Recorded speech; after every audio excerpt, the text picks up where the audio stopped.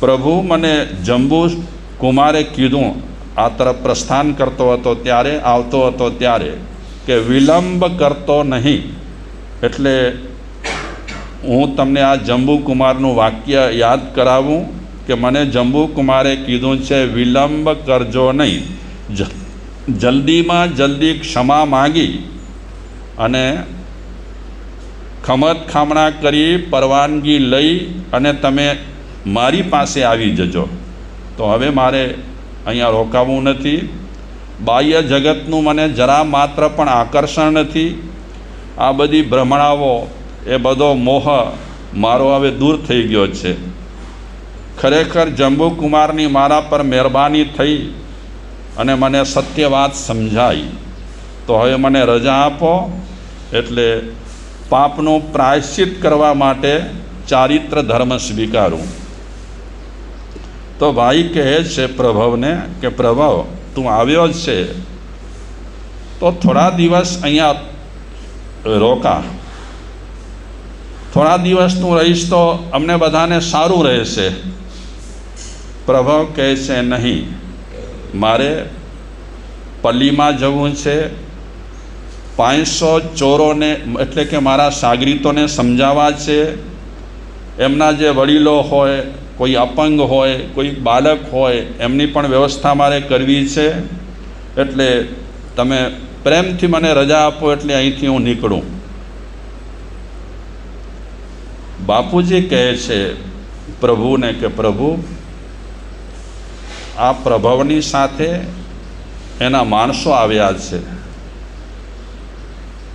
યોગ્ય એમનું સન્માન કર, આદર કર, સત્કાર કર, એમને અંદર તેડી આવ અને એમના માટે જે તે વ્યવસ્થા કરવાની હોય તે વ્યવસ્થા કર, ભોજન વગેરેની. આ 105 વર્ષના એના પિતાજીએ જ્યારે આ યાદ અપાવ્યું ત્યારે પ્રભુ બારે ગયો. સાથીદારો સાથે પ્રભવ જે આવ્યો હતો એ સાથીદારોનો આદર, સત્કાર, સન્માન વગેરે કર્યા અને અંદર તેડી આવે છે. ભોજન વગેરેની વ્યવસ્થા કરી, એમને ભોજન પણ બધું કરાવે છે. પ્રભવને પ્રભુ કહે છે કે ભાઈ, આ લોકોનું શું થશે તું જો દીક્ષા લઈશ તો? તો પ્રભુ કહે છે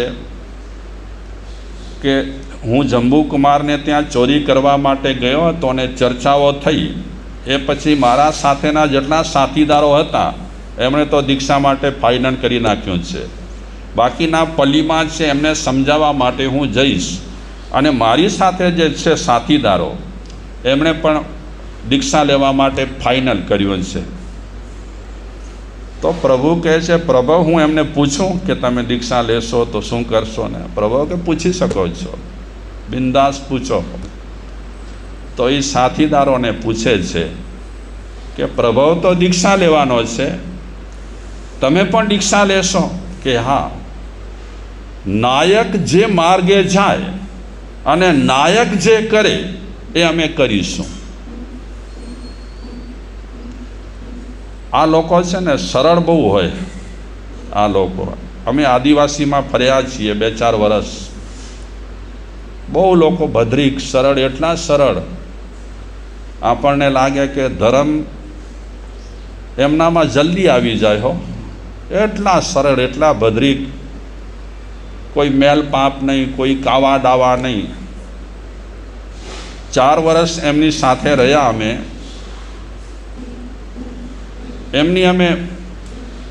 એમના માનસના અમે દર્શન કર્યા, બહુ આનંદ થાય.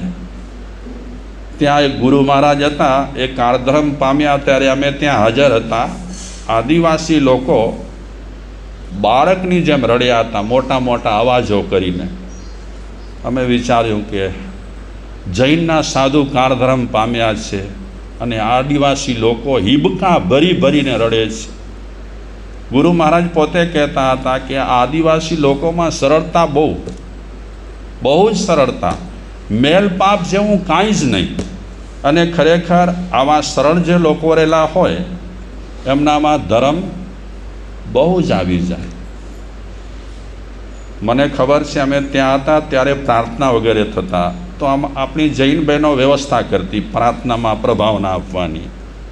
તો ઘણી વખત આદિવાસી લોકોને ધક્કા મારતી આ જૈન બહેનો. તો એકાદ બે વખત અમે કીધું કે તમે આ શું કરો છો, 10 રૂપિયા 20 રૂપિયા માટે તમે અપમાન કરી નાખો કોઈનું, આ પ્રભાવના દેવાની તમારી રીત છે? અને આદિવાસી લોકો 2-5 કિલોમીટરથી સવારના પોરમાં આવે છે ચાલીને, એ 10 રૂપિયા માટે થોડા આવે છે? તમે 5 રૂપિયા આપશો એનાથી પેટ ભરાશે એમના? આવી રીતે તિરસ્કાર કરાય? અમને ક્યારેક વિચાર આવે કે જૈન લોકોમાં હજી આટલી સમજણ નથી આવી. કોક દાતા રહેલો છે, કોક દાતા તરફથી પ્રભાવના મળે છે, તો તમે પ્રેમથી આપો ને. કોઈ દાતાએ કીધું નથી કે કરકસર કરજો તમે પ્રભાવનામાં. એ તો કહે છે ખપે તેટલા પૈસા આપી દઈએ, તમે આપો પ્રેમથી. પણ ઘણી વખત જૈનો એટલું કરે છે કે આપણને અરેરાટી છૂટે કે હાય હાય આ શું માણસ પોતાને માની રહ્યો છે કે હું જૈન થઈ ગયો એટલે પતી ગયો, બધી રીતે સારો થઈ ગયો. આવા લોકોને તિરસ્કાર થતો હતો ને. જમતી વખતે પણ અમે જોયું આઈમ્બિલ કરે, 100 આઈમ્બિલ થાય, 150-200 આઈમ્બિલ કરે એ લોકો.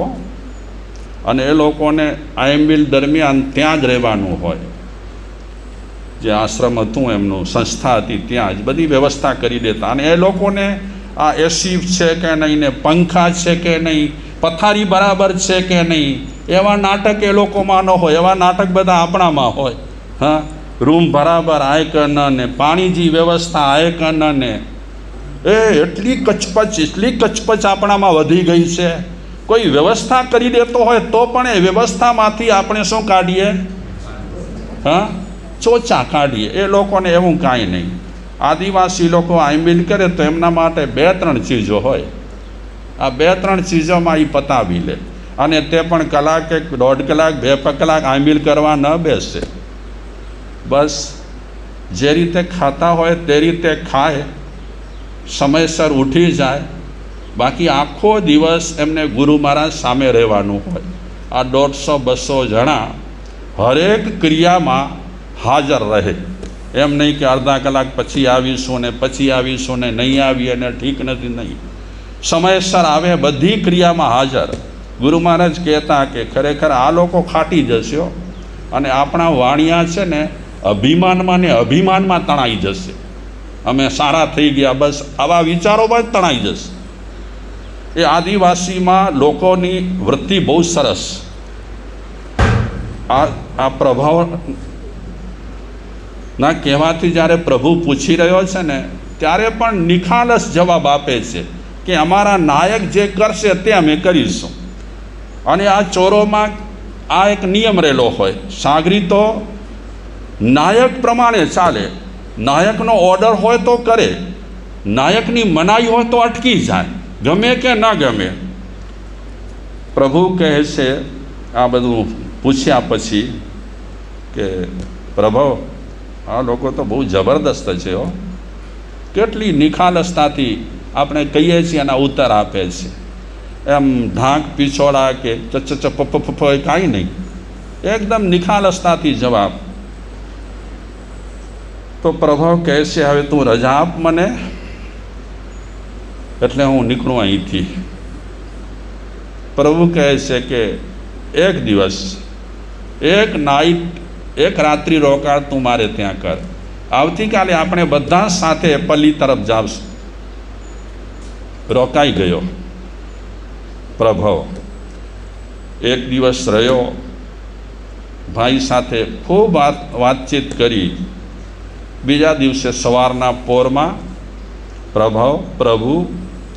પ્રભુના જે સાગરીતો હતા એ બધાએ નીકળ્યા ત્યાંથી ઘોડા પર બેસીને.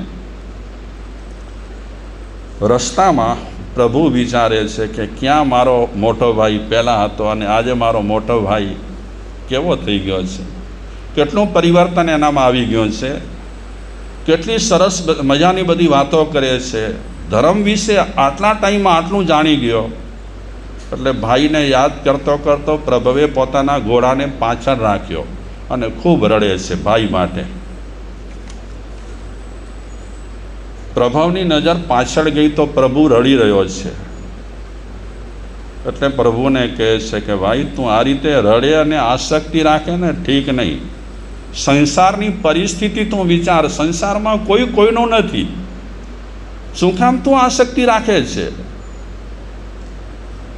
આસક્તિને કારણે તું રડે છે, છોડી દે રડવાનું. પ્રભુ કહે છે કે મોટા ભાઈ, મને એક એક પ્રસંગ તમારો યાદ આવે છે અને હમણાં તમારી હું દશા જોઉં છું. કેટલું તમારામાં પરિવર્તન આવ્યું છે.